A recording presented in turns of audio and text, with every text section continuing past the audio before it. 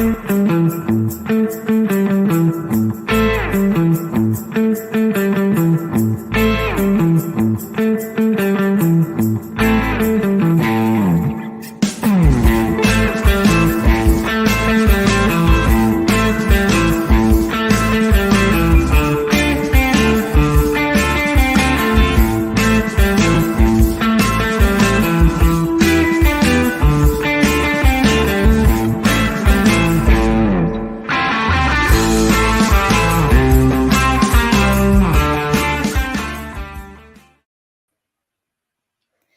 very warm welcome to our 5th Youth Research Dialogue this year. In case this is your first Youth Research Dialogue ever, then please notice that this episode is part of our thematic online series of evidence-based youth research findings. We started and founded this series in 2021. My name is Carmen Teubel. I'm the project manager and the coordinator of the European Youth Research Network, RAY, which is hosted by the Finnish National Agency for Education. If you want to find out more about RAY in general, about ongoing research projects or finding them, please check out our website, www.researchyouth.net. In a nutshell and very quickly, the network is currently involving 34 partners all over Europe, including national agencies which are implementing the European youth programs and national researchers. That's to RAY in general, and our youth research dialogue today will actually focus on how to foster organizational learning in non-formal and formal settings. We will talk about our research projects and findings from our own research project, which RAY conducted and is conducting, which deals with strategies and practices for organizational development and learning, especially of youth sector organizations in the context of the European youth programs. RAY has started this project in 2019 and is continuing it now as a longitudinal research project, especially following the pathways and learning and development steps of applicants and beneficiaries, and focusing or especially looking how the beneficiaries, use the European Youth Program to strengthen and develop their own groups, their own networks and organizations in a strategic way. Furthermore, also the needs of organization and networks in terms of learning and development are researched within international youth work and the youth programs. But you will hear more about the project itself and about the findings from our colleague from the RAY transnational research team, Andrea Horta. She is here with us today. Really good to have you here. Andrea works for Youth Policy Lab, which is a small research agency and think tank based in Berlin, and she has a background in neuroscience and psychology. Our guest speaker, on the other hand, will bring in perspectives from outside the youth sector and from outside the European youth programs.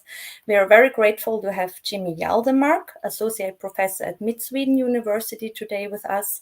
He is a developer, researcher, and a teacher. And as a scholar of education, he has worked with issues intersecting digitalization, education, and learning, especially in the higher education field. And recently, he worked on projects on lifelong and technology-enhanced learning in working life settings. A very warm welcome to you. Our team today is, as always, Tomi Kilakoski, who will moderate this episode, and Tomogan Maric, who is responsible for the digital facilitation. So enjoy and see you briefly at the end of this dialogue.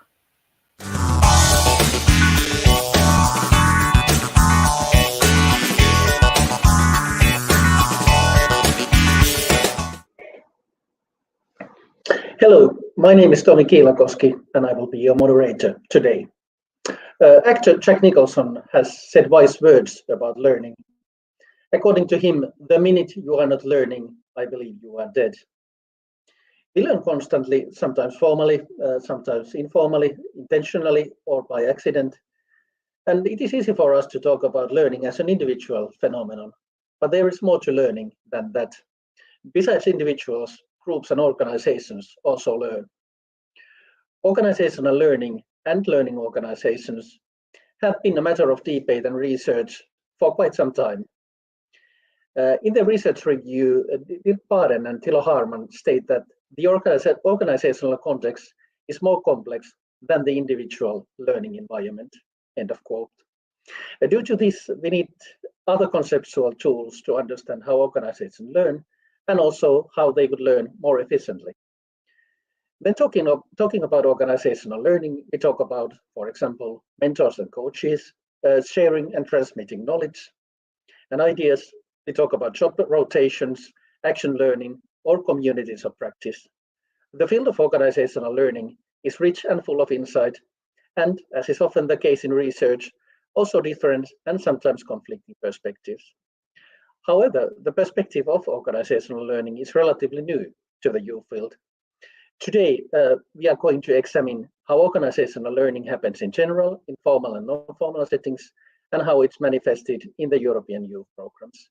And they also reflect on how they could understand organizational learning better in the youth field and how it could be studied. Those who are following our discussion live, please comment on the discussion and ask questions. You can ask questions on the Facebook and or YouTube chat or on Multimeter, and you will currently see the code. Our first speaker today is Jimmy Jaldemark. Jimmy, the stage is yours.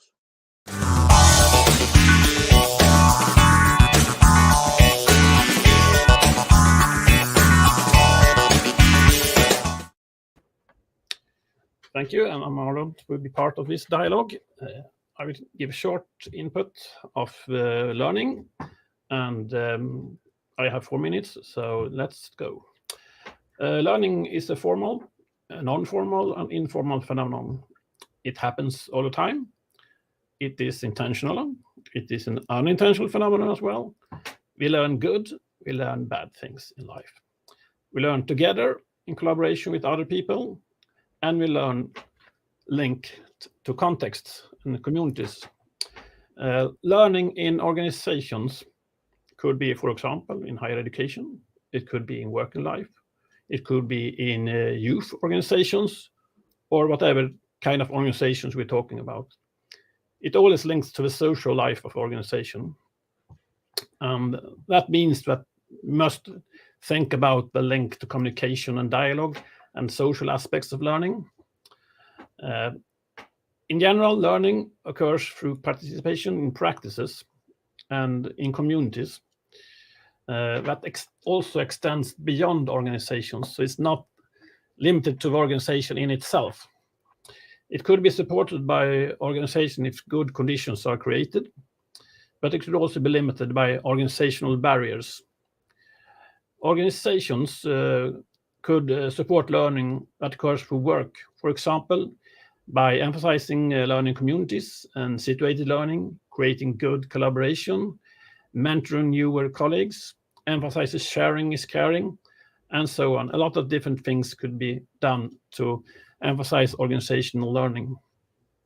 It's also important to create good leadership, and that is about supporting, mentoring, strategic or professional development, and so on. And one important theory of learning that is linked to social aspects of learning is the community of practice.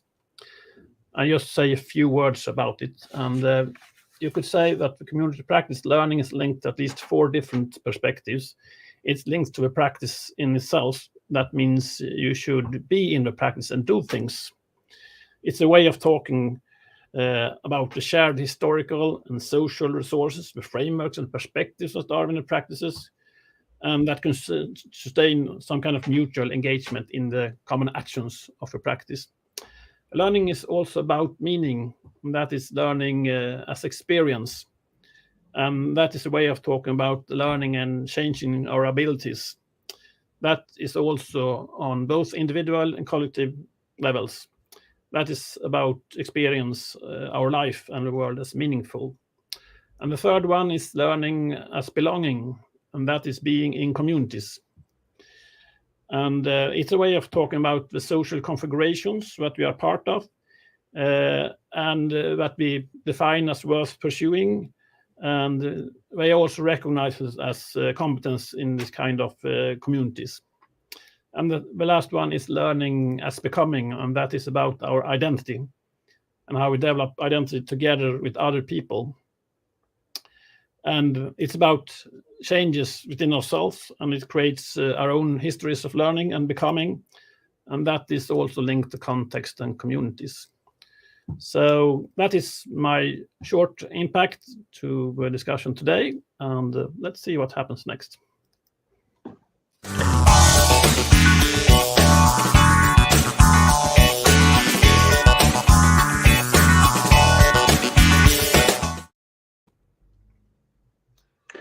Thank you, Ginny. Next speaker is Andrea Horta. Thank you. Hello, I am Andrea, and I'm going to share a bit the findings of our RailLearn, our project on organizational learning. I would like to start by saying that in what I'm going to say, we are going to understand learning more as behavior, observable behavior at the organizational level that is adapted to. So not so much as information processing. So in RailLearn, we asked ourselves, how do organizations within the youth field learn and develop, and what is the role of the European youth programs in this process? We did 90 case studies across 9 different countries, and we found out that there are 3 main ways in which organizations in the youth field learn. These are reflection, networking, and capacity building. Reflection happens when there are reflection meetings. Usually these are regular meetings, for example, team meetings, weekly team meetings. Sometimes they're related to a specific project, like at the end of the project to reflect on how it went. Sometimes they're annual meetings. But what they have in common is that members give feedback to each other, they reflect on what they just did and how they can use their recent experience to develop further and better. Then there's networking, which means that organizations reach towards each other, not only to collaborate in projects, but also for inspiration, for support, for advice, and they create networks that are skill banks and that are the source of ideas for adaptation that they can then apply in their organizational day-to-day life. And then there is capacity building, which is basically when an organization sends a member to a training or a mobility for the professional development of the member. And the European youth programs foster this in 2 ways. In general, they are a great space for networking because almost all of the projects within the European youth programs involve at least 2 different European organizations. So that means there is already exchange, there are new people, new ideas, new practices, and there are also relationships that are built through the projects and maintained beyond the projects. So this is one way, or something that our respondents found really valuable about the European youth programs. And then there are specific ways in which the programs contribute to organizational learning and development through specific projects, like training projects or youth worker mobility projects, which are capacity building kind of activities. And also we have Key Action 2 projects, which involve several organizations coming together and developing good practice together. So this is almost one-to-one organizational learning, just bringing organizations together and have them learn. One of the main challenges that we found when we did this research and asked these people about their learning was that usually organizations don't approach their participation in the European youth program strategically. This means that they send workers, for example, to trainings or to mobilities based on whether the workers want to go, who wants to go, goes, and also and not based on what the strategic development of the organization might be. A lot of times they don't have a strategic plan for development in the next years or the near future. And also when these people come back from a training, they do bring competences and skills that can be used at the organizational level, but it's not really clear whether these skills are really then taken up by the organization, or they rather just have one person that can do this and their knowledge doesn't really spread. There are some practices in place to try to do this. Most of them involve peer-to-peer learning, that is the person who went and learned something teaching all the people in the organization, or trying to, but it's not clear that they work. So in general, what you need to remember from our RAY findings is that reflection, networking, and capacity building are the main ways in which youth work organizations seem to learn and develop, and that one of the main challenges is to make these organizations approach the offer of European youth programs strategically.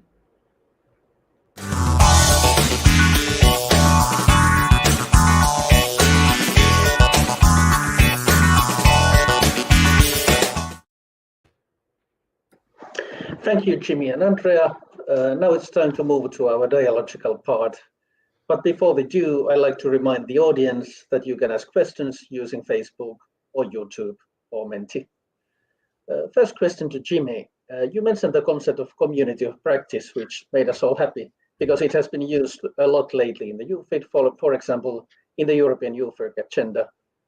You mentioned 4 dimensions. Could you further elaborate on how a successful community of practice fosters learning? I think a successful community of practice understands the nature of good practice. What is good practice, of course, is the next issue here and the next question.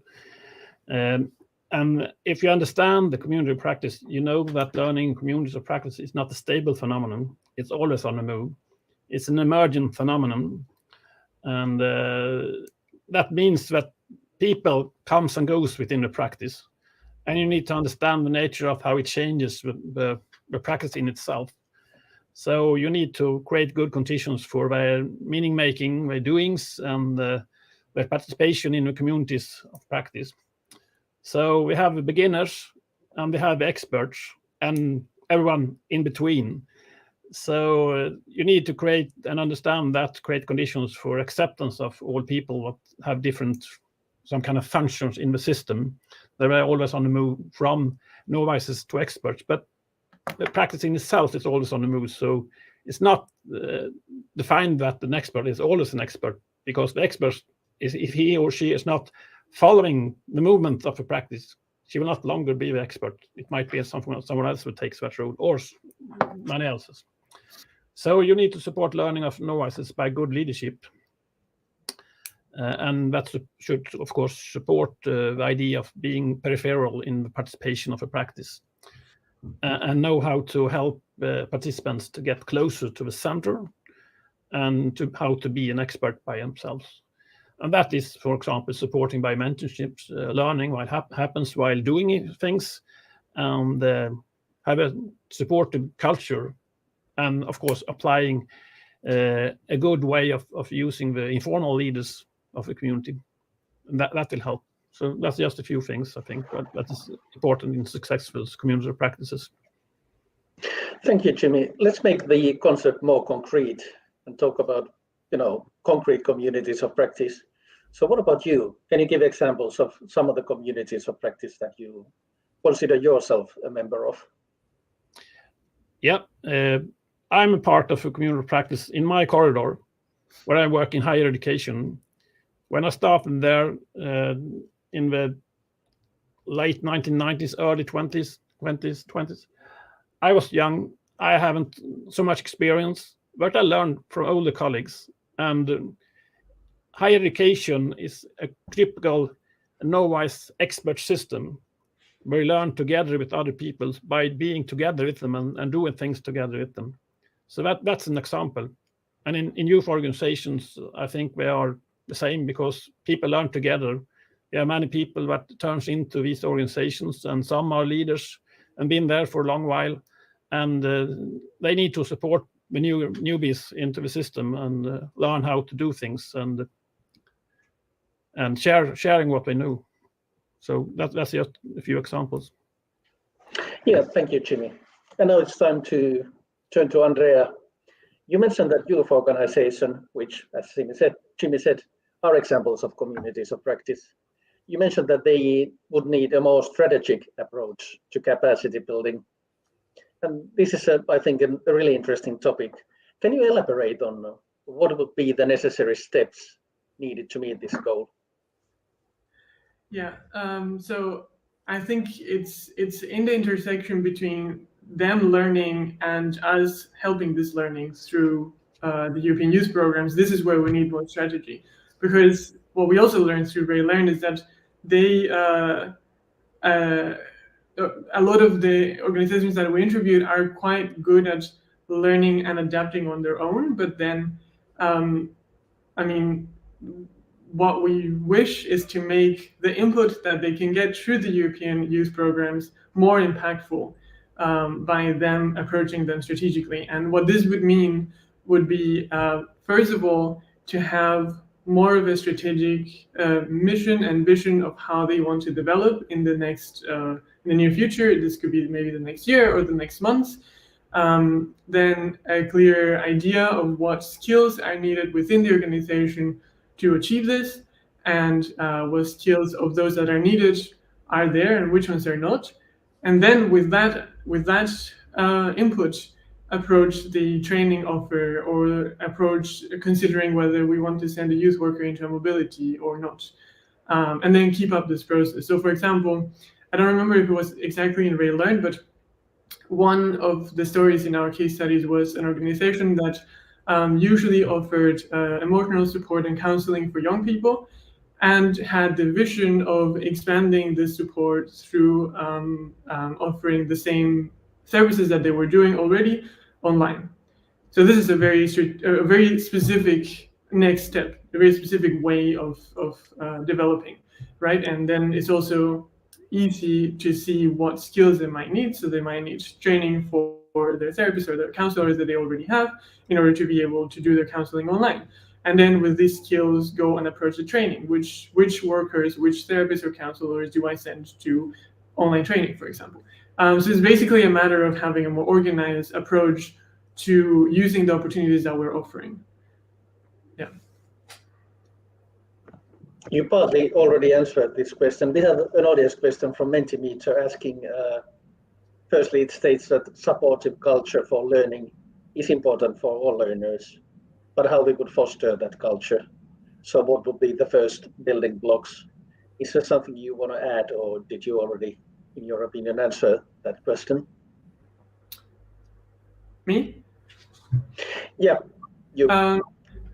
So I think it's different. So I think the question refers to the culture within the organization, and I didn't talk that much about that, because the culture is more about how people relate to each other, whether they feel safe to propose new ideas that might not make sense, whether they feel that they can be creative and they will be listened to. So all of these things promote learning, in that they promote new ideas and new ways of solving problems that we might have. And these are important for organizational learning, and they are also there. When we ask our participants, they seem to say, yes, we feel like there's a creative atmosphere, we feel safe to make mistakes, we feel safe to propose new things. So yes, this is important, and yes, this is there, which is why it's not one of the challenges, right? The challenge is to organize all of this and do it strategically. So to think, okay, we have this nurturing environment, what are we going to use it for now? So what is it now? How do we want to grow? And what would be the best way to get there? And we'll, of course, ask Jimmy the same question. What would be the first 3 building blocks in supporting, in creating a learning culture that fosters learning? I think it all starts with leadership. So good leaders know how to foster collaboration, know how to foster learning. And if it starts from there, I think we have a very good start. Then we could think about how to create these conditions in organization where learning could occur informally between different members of the organization. So could we create that, the informal? And one last is to acknowledge when we need to have some kind of formal education, because it might be needed to strengthen the organization in the end. But not for everyone, maybe for 1 or 2 or 3 of them. It might be good to have that kind of competence. So it needs to be nurtured formally.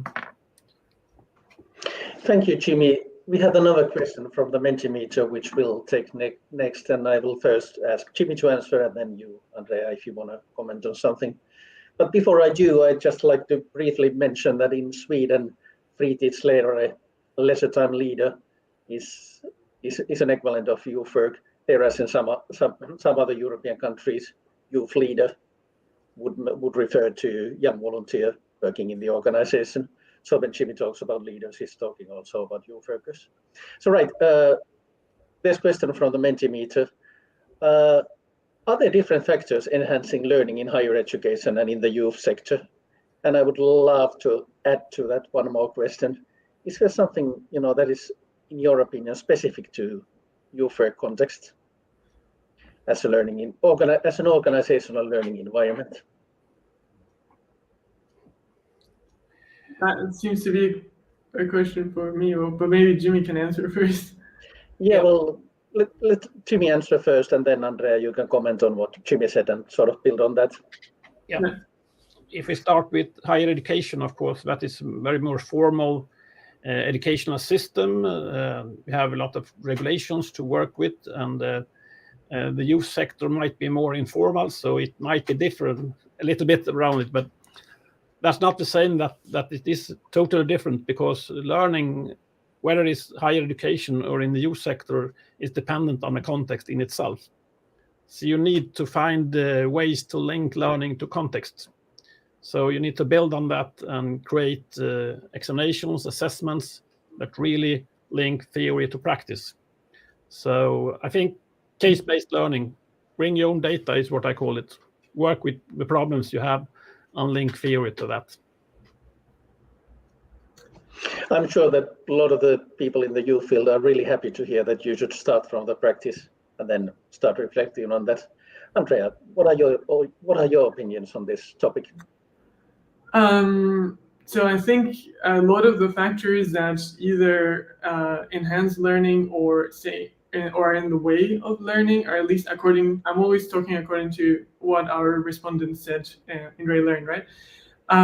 Have to do a lot with, or are the same factors that foster or are roadblocks for youth work in general. And I think this is not the case for higher education. So many respondents mention the support that they get in their national context. So how much youth work is recognized as a field, which means which dictates how much support offered there is, whether they can apply for grants or not. It also dictates how much they have to prove that what they're doing is meaningful. And all of this work of having to prove yourself, having to find funding for your projects, makes it very difficult to then spend more time trying to be strategic and trying to learn and adapt, unless you do it, like Jimmy said, very informally. So yes, this is one thing that I think, one difference that I think youth organizations are way more informal than probably formal education. But also, yeah, most of the things that enhance learning are just general support for youth work. So if you offer trainings in general, if you offer capacity building opportunities, this enhances learning. If you support an organization in general, then they have more room to think and to strategize. And if you educate them maybe about organizational learning, this was another thing that we found out. Many of our respondents didn't know what organizational learning was. Our researchers came and were like, so what's your strategy for learning, for organizational learning? And they weren't very sure what this might mean. So there's not that much of an understanding of what this kind of learning is. So I think, awareness, general support, and being able to use informality as a way to learn would be things that enhance learning in organizational learning in the youth sector. One of the sort of characteristics of youth organizations are that they are usually rather small, and they work on a project-based funding, and they also rely heavily on voluntary workers. So, in your opinion, what is specific about civil society context in organizational learning? So, what other elements would you add to this? And whoever wants to answer may start. I think Andrea might have a good start here. Yeah, I don't know if I would add many elements. So they're small and people change often. Maybe I would add what I just said, that they are often fighting for funding. One of the main things that they do is trying to finance what they're doing. And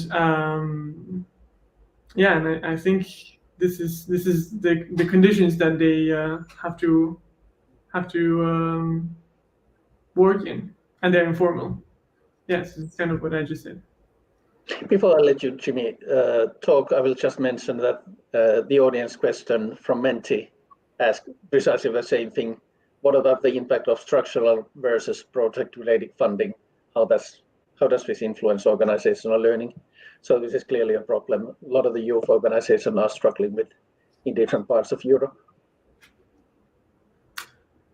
Yes, so the more structural funding, the more time there is and resources. The most valuable resources is working time, right? So then the more workers can put working time to doing whatever it is that the organization does for young people and to thinking of how to do it better, the easier it is for them to adapt at the organizational level. And also, the easier it is to formalize things, to formalize the way in which they use information within the organization, which then makes it possible for the organization to retain knowledge. Because one of the problems that we see coming up over and over again is that informality works really well. Communities of practice, like Jimmy was describing, are one of the main ways in which knowledge is transmitted, but then it's not transmitted to everybody. It's not transmitted, the community doesn't necessarily exist always within the organization. So then when members leave, if volunteers leave, also workers often leave because there are not that many opportunities for career development.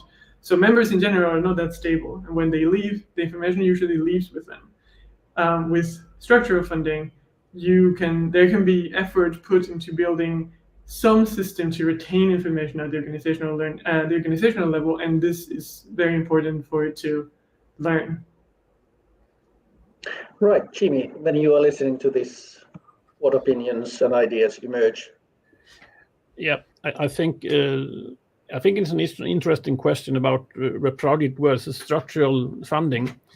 And the problem with project funding is that the key question, I think, in all projects that I've been involved in is what happens after a project. So what? And it's very hard, of course, to transfer it to be ordinary part of the practices that you work within. So I think the more structural we have, the better it is. And of course, a few projects might be important to pursue, but it creates unstable conditions for learning and planning. So I think I prefer the structural ones.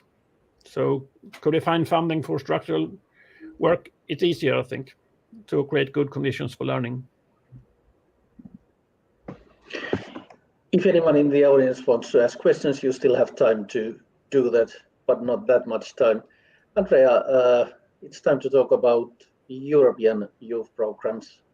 So we discussed already what challenges youth organizations face, how organizational learning could be further developed. So first to Andrea and then to Jimmy. How could the strategies and effects of European youth programs may be reinforced to further foster organizational learning and strengthen organizational development? In the previous dialogues, we have learned that they have a profound impact on individual young people. But what could be done on the program level to foster organizational learning?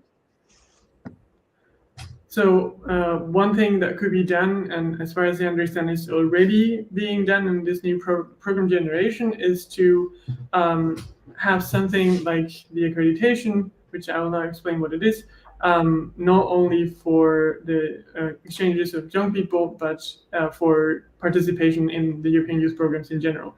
So the accreditation means that an organization explains their plan for future development through participating in the European youth programs, and they apply through their proposal or explanation. They apply for an accreditation, and when they get it, it is easier for them to then apply for these projects and get the funding. So this means that we put this strategic approach that we're asking for and that we say is needed, we implement it as part of the dynamics of the programs, of how the programs work.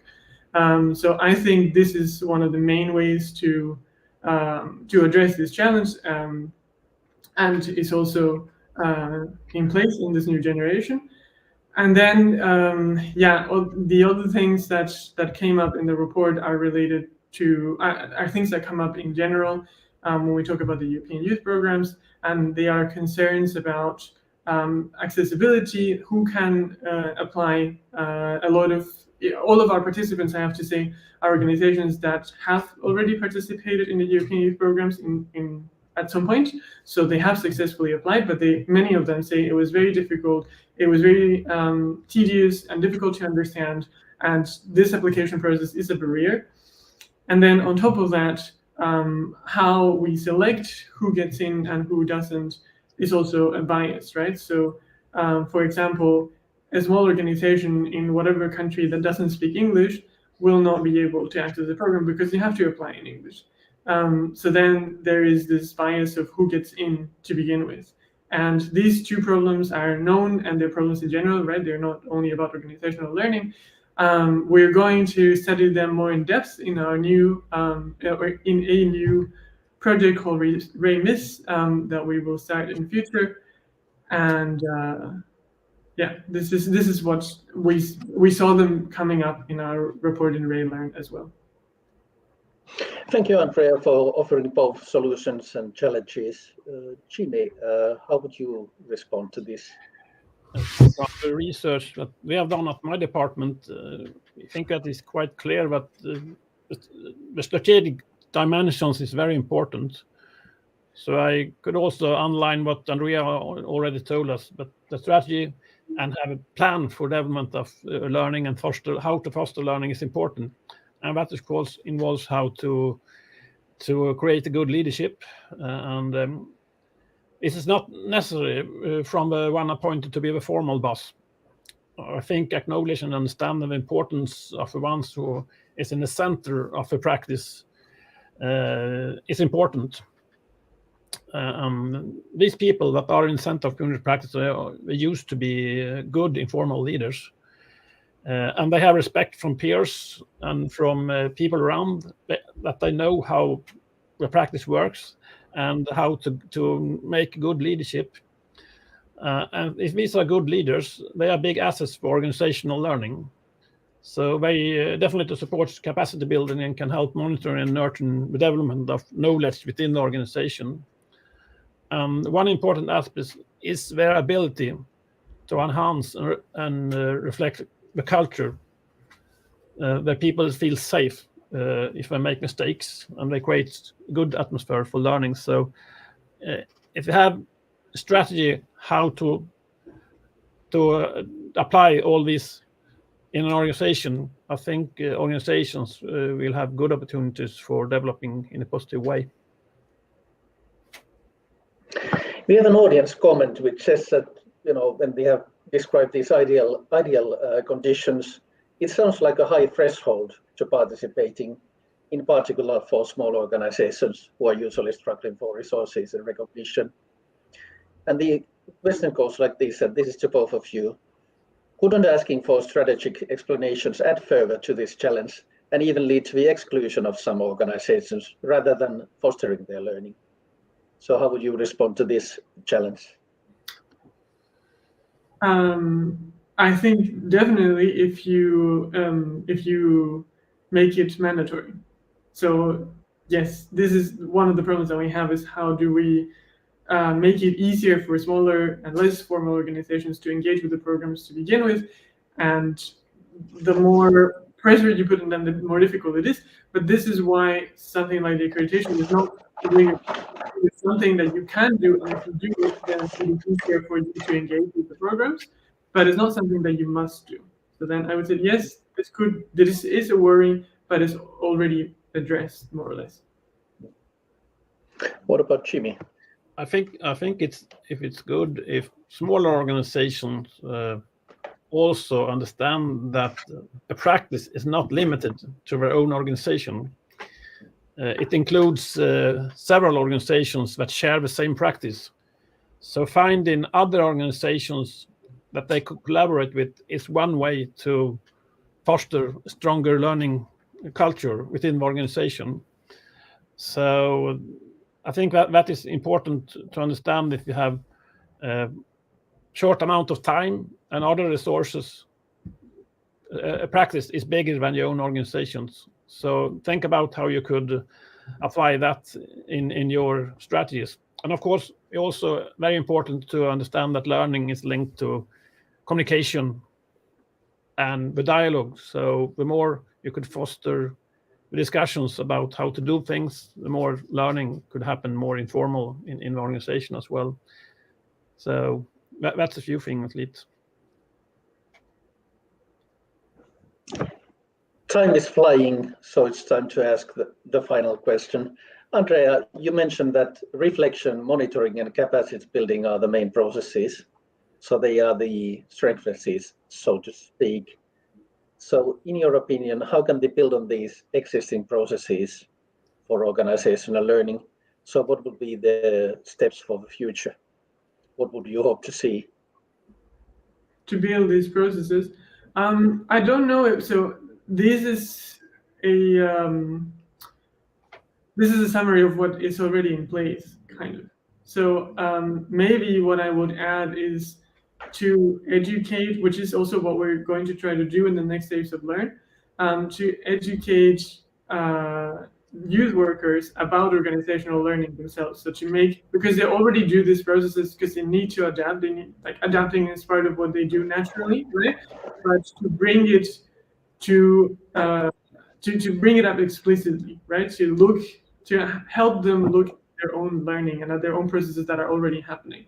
And we are hoping, I don't know if it's approved already, but we're hoping to do this as one of the next steps of Learn. So having a workshop or training on organizational learning, and then observing how this changes how our participants go about their own organizational learning. So this would be some sort of action research that we're hoping to continue in the future.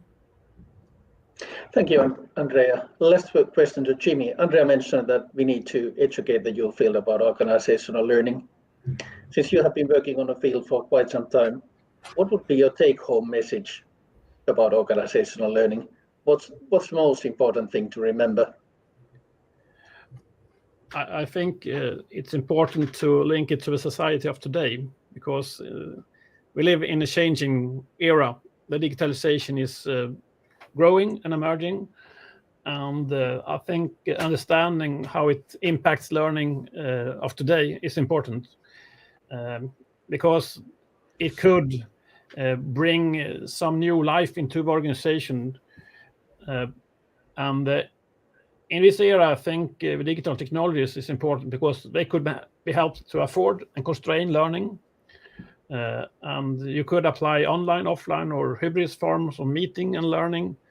And what is the conditions that are within your organization? That's important, because if you work with young people, they have good skills with the certain digital technologies, but they don't have some other digital technologies.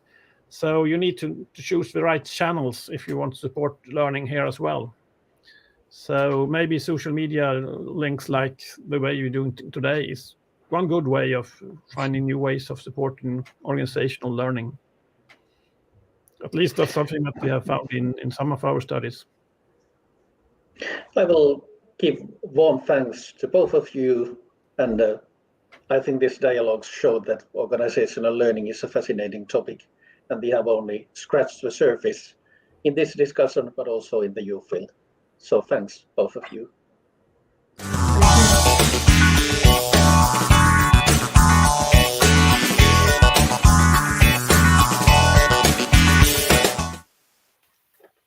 And thank you at the audience for joining us at the last Youth Research Dialogue this year. In case you would like to watch this episode again, or you or your colleagues have missed it, we have really good news. This live stream will be also available afterwards. As well, you can also watch all the youth research dialogues which happened before on our social media pages or the web pages of the RAIN network. Yes, thank you both of you. As Tommy already said, this was the last Youth Research Dialogue this year and actually our 10th in total already. So we have we are quite good ahead, I would say, and good news. We will also continue next year. Thanks a lot to all the audience for supporting us, for joining us, and for being part of this series. We really hope that you also participate next year. We will announce then the dates and the topics also on the RAI website and the social media pages, so check them out. And from my side, a huge thank you to the team, also to you, Tomago and Tommy. It's really a pleasure cooperating and working with you. And yeah, I'm really happy that you are part of this series. Yeah, so thank you to all of you outside. Take care and see you in 2023.